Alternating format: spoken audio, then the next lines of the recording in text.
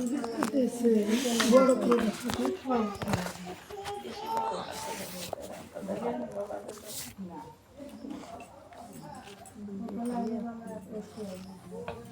নিতাই, জয় গৌর হরি। দামোদর মাসের শেষ প্রারম্ভে আজ 1 মাস ব্যাপী এই দামোদর ব্রত উদযাপন হয়েছে। তার আজ বছরকৃত একাদশী বলা হয়। আমরা গতদিন শনিবারে একাদশী পালন করি নাই, কারণ শনিবারে দশমী বিদ্যা হেতু ছিলেন।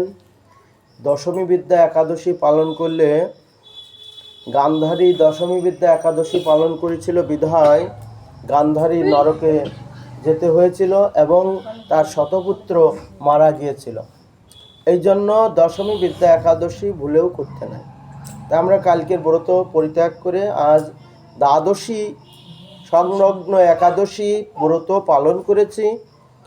আজকে আমাদের এই নিয়ম সেবা ব্রত সমাপন হচ্ছে।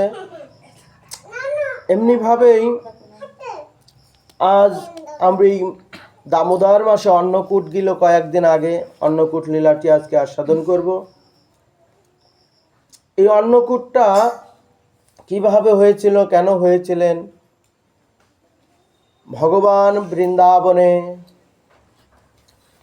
যতক লীলা সর্বত্র নরলীলা, নরগোপ তাহারি স্বরূপ। এই ভগবান এই ধরাধামের মাঝে এসেছেন লীলা প্রকাশ করবার জন্য, লীলা দেখানোর জন্য। জীবের সঙ্গে ভগবান লীলা করেছেন। একদিকে জীব শিক্ষা, আর একদিকে ভগবান লীলা প্রকাশ করেছেন। তো এক সময় ভগবান নন্দর গৃহে আবির্ভূত হয়েছিলেন।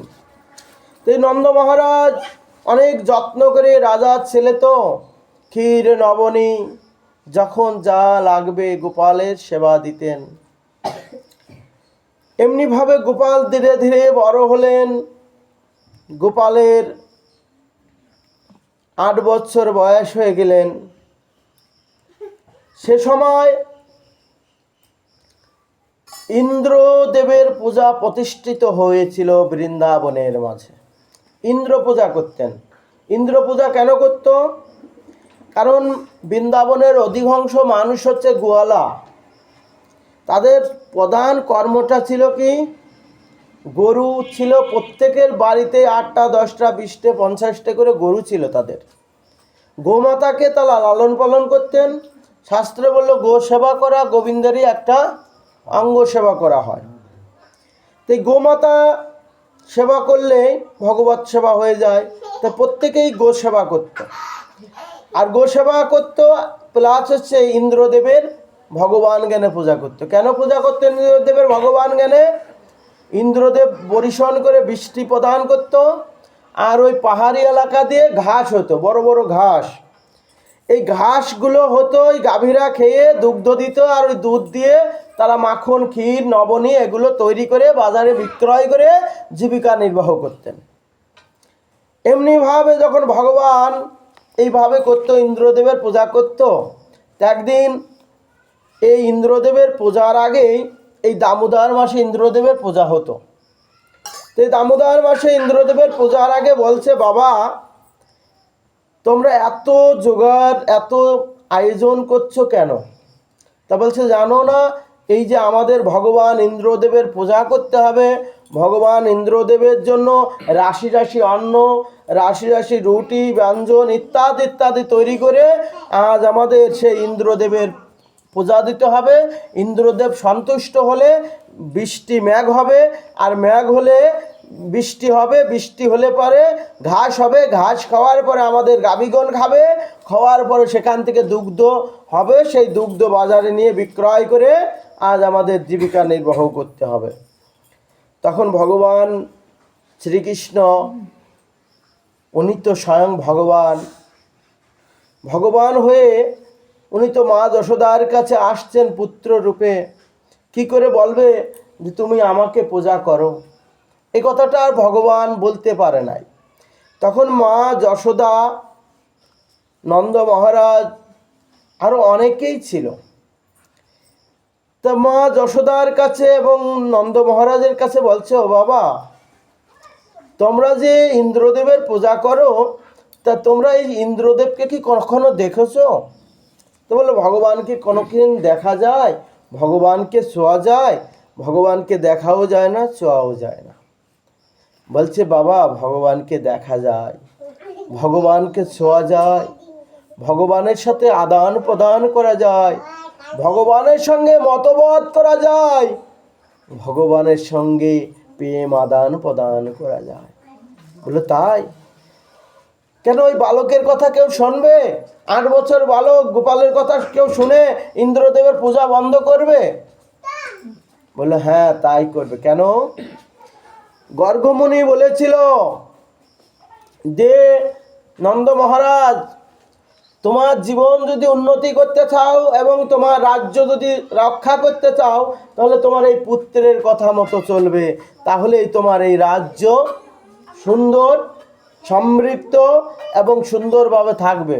আর গোপালের প্রত্যেকটি কথা যতবার শুনেছে, অর্থাৎ নন্দ মহারাজ, ততবারই তার কল্যাণ হয়েছে। নন্দ মহারাজ কি করলেন?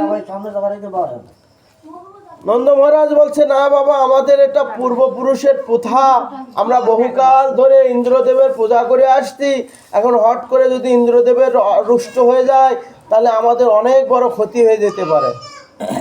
বলছে, না বাবা, একবার তোমরা সাক্ষাৎ ভগবান দেখবে, এসে স্বয়ং অন্য রূপ ধারণ করে তিনি গ্রহণ করবেন। তো বলছে, দেখি কি করলো।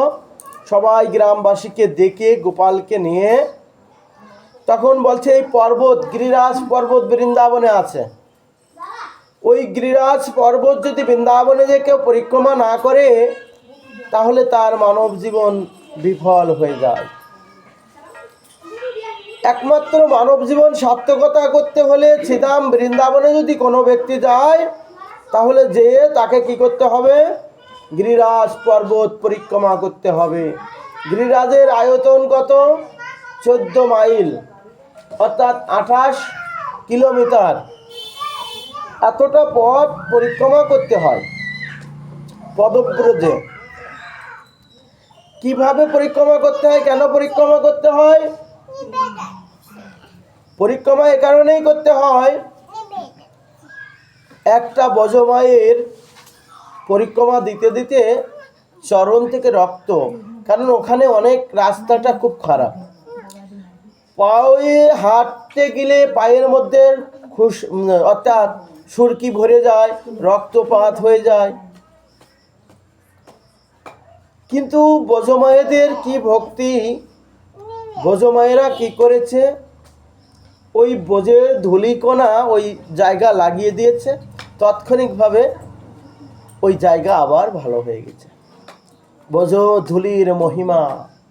শাস্ত্র বললে, ধুলা নয়, ধুলি নয়, গোপীর পদরেণু, সেই ধুলাভাই মেখেছিল নন্দের বিটা কানু, সেই ধুলা মাখিয়ে শিবের নাম হয়েছে ভোলা, সেই ধুলা মাখিয়ে শিব হলো কাশীবাসী, সেই ধুলা মাখিয়ে শিব হলো শ্মশানবাসী। ধুলা নয়, ধুলি নয়, গোপীর পদরেণু। বৃন্দাবনে তো ধুলা নয়, ধুলিও নয়, বৃন্দাবনে গোপীদের পদরেণু পড়ে আছে। আর ভক্তি সহকারে যদি ওই পদরেণু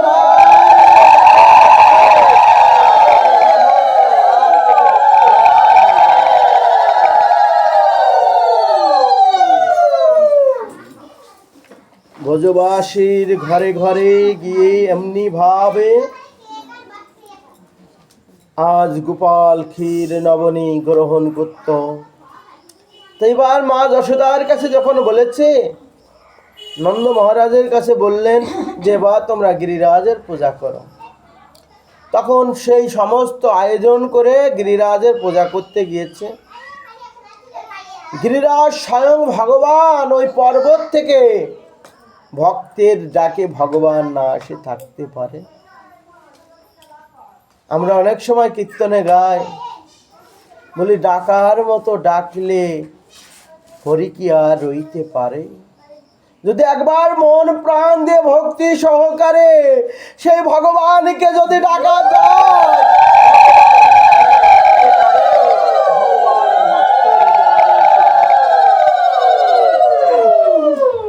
ভক্তের কাছে ভগবান এসে যায়। ভক্তকে ভক্তের হাতে সেবা গ্রহণের জন্য ভগবান ব্যাকুলত হয়ে যায়। এই জগতে যদি কাউকে ভালোবাসতে হয় তাহলে ভগবানকে ভালোবাসতে হবে। আর যদি কেউ ভগবানকে ভালোবাসতে পারে তাহলে তার জীবনে আর কোনো চাওয়া পাওয়ার কিছু থাকে না। তার মানব জীবনটা ধন্যাতি ধন্য হয়ে যায়। তার মৃত্যুর পরেও ভগবান নিজের বৈকুণ্ঠে নিয়ে চলে যায়। তার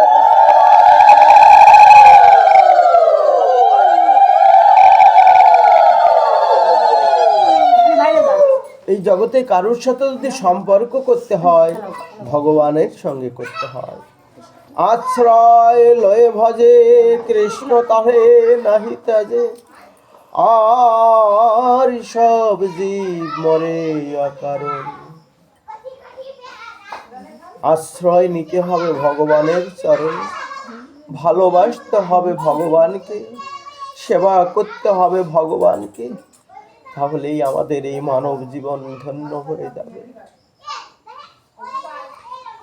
এমনি ভাবে গোপালের কথা মতো যখন ওই ভগবানের স্মরণ করে পূজা করছে, তা বলছে নন্দ মহারাজ গোপালের কাছে বলছে, বাবা একটা ব্রাহ্মণ লাগে তো পূজা করতে, তাহলে ব্রাহ্মণরা তো ইন্দ্রদেবের ছাড়া পূজা করবে না। বলছে বাবা এই গিরিরাজের পূজা করতে কোনো ব্রাহ্মণের লাগে না, এই গিরিরাজের পূজা আমি স্বয়ং নিজেই করব। ভগবান নিজের পূজা নিজে করেছে। আর ওই পর্বত থেকে ভগবান ওই অন্নের উপরে বসলেন, আর স্বয়ং অন্ন গিরিরাজ রূপে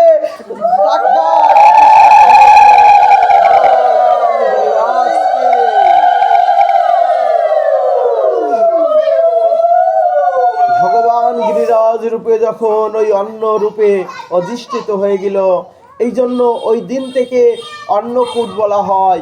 ওই দিন অন্নকূটের দিনে কি করতে হয়, যার যত সামর্থ্য আছে সেই সামর্থ্য অনুসরণ করে ভগবানকে ভালো মন্দ তৈরি করে গোপালের সেবা দিতে হয়। যদি কোনো ভক্ত ওই দিনে গোপালের জন্য যা কিছু তৈরি করে গোপালের নামে যদি একবার স্মরণ করে, কিছু না কিছু গোপাল তাহার থেকে গ্রহণ করবেই করবেই। এই জন্য ওই দিনে 56 প্রকারের রান্না নয়, শুধু 152 প্রকারের রান্না, কেউ 200 প্রকারের রান্না, কেউ 500 প্রকারের রান্না করে করে করে সুন্দর করে সাজিয়ে দিতে হয় গোপালের সম্মুখে। আর ওই গোপালের উপরে সুন্দর করে অন্নের উপরে গিরিরাজের মুক্তি অঙ্কন করতে হয়। এইভাবে অন্নকূট করতে হয়। এই অন্নকূট করলে ভগবান এত প্রসন্ন হয়, তার কোনোদিন অন্ন বস্ত্রের অভাব হয় না। শুধু এহকালে নয়, পরকালেও তা কোনোদিন অন্ন বস্ত্রের অভাব হবে না। তখন গিরিরাজের যখন পূজা করলেও, গিরিরাজের পূজা সমাপন হয়ে গেল, ইন্দ্রদেব মনে মনে চিন্তা করলো, প্রত্যেক বছরে তো আমার পূজা করত, কিন্তু এবছরে তো আমার পূজা করলো না। তা নারদমণি বলছে, নারদ তো অঘটন পটিশীল, সব জায়গায় নারদ ঝামেলা বাধাই রাখে। নারদ বলছে, ইন্দ্র তোমার পূজা এবার কি করবে? এবার তো তারা ওই ভগবান পেয়ে গেছে, তারা ওই গিরিরাজের পূজা করেছে। ইন্দ্রদেব কোনো বিচার না করেই আমার পূজা বাদ দিয়ে গিরিরাজের ওই বালকের কথা মতো, কৃষ্ণের অর্থাৎ ওই নন্দের ছেলের কথা মতো ওই গিরিরাজ পর্বতের পূজা করেছে, আমি বৃন্দাবনে আর রাখবো না। কি করলেন? ভগবান পবনকে, বরুণকে বলল, একেবারে বৃন্দাবনে এমন অবস্থা করবে যেন বৃন্দাবনে গাছপালা পশু পাখি সব বন্যার জলে ভাসে যায়, মানে একটা বিরাণু যেন ভাসে না থাকে, এমনভাবে একটি ঘর যেন না থাকে, এমনভাবে নির্মাণ করবে।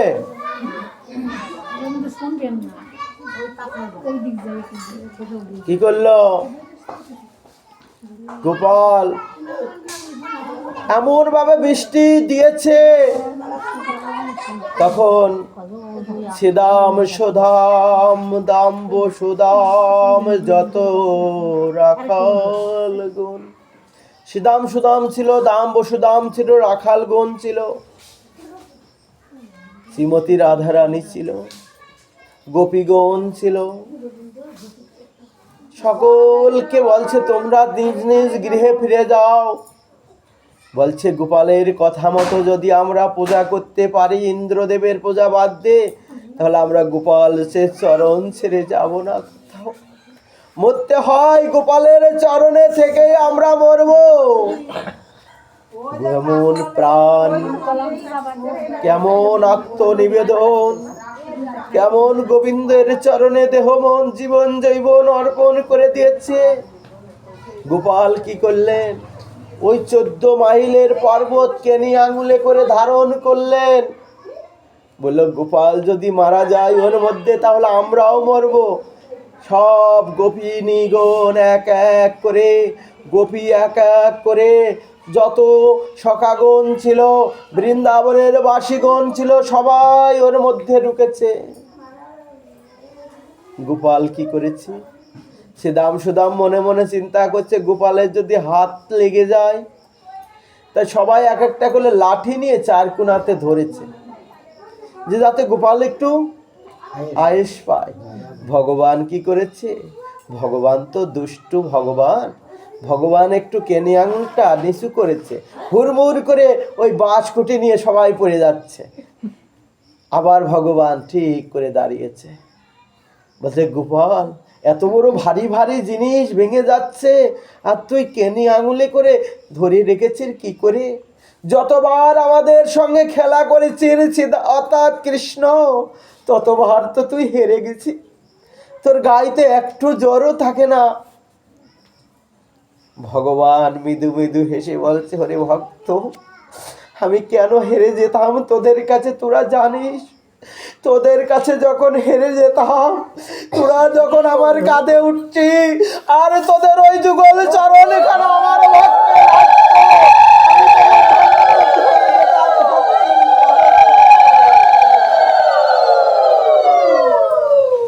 আমি তো ভক্ত, আমাকে কেউ চরণ ধুলি দেয় না। তাই আমি তোদের কাছে হেরে গিয়ে তোদের মতো ভক্তের চরণ ধুলি আমার অঙ্গে লেপন করে নিতাম। ভগবান সিদাম সুদাম দাম্ব সুদাম যত রাখাল গুণ বলছে, ওরে তুই যে কত দুষ্টু, আমরা না বুঝে তোর কাঁধে উঠেছি, তোকে কত গালি দিয়েছি, কত মন্দ কথা বলেছি। তুই যে আমাদের প্রাণ, তুই যে আমাদের সখা নয়, তুই আমাদের জীবনের সঙ্গী। তারা গোপাল চরণে সবাই প্রণাম করে বলছে, গোপাল এ জন্মে নয়, জন্ম জন্মান্তরে আপনি ভাবে